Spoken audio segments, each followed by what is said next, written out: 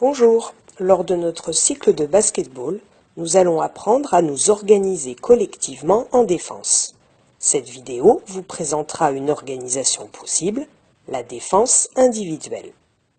Tout d'abord, avant chaque match, je me regrouperai avec mon équipe pour nous répartir les rôles. Ensemble, nous choisirons quel joueur ou joueuse de l'équipe adverse nous devrons chacun marquer. Je me verrai alors confier une responsabilité, celle de marquer un joueur adverse lorsque mon équipe sera en défense.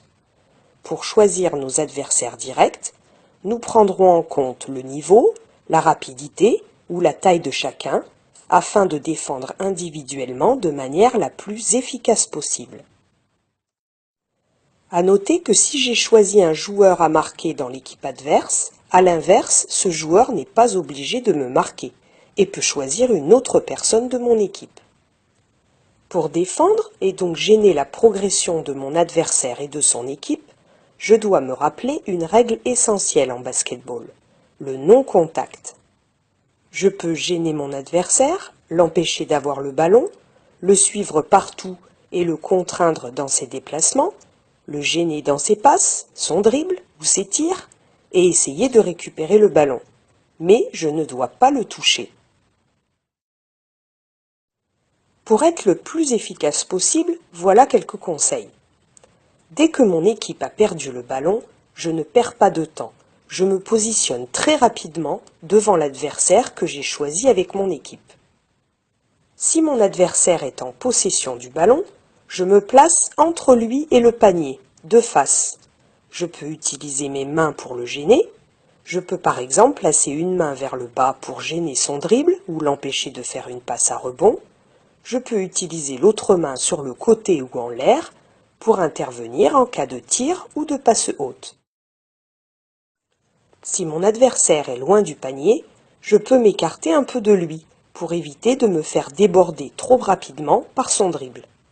Mais je me rapproche de lui lorsqu'il se rapproche du panier, pour pouvoir lui contester la balle plus facilement.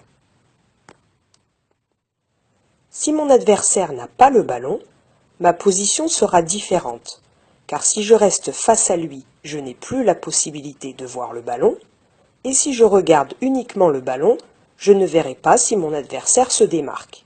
Je me positionne donc toujours entre lui et le ballon pour l'empêcher de le recevoir.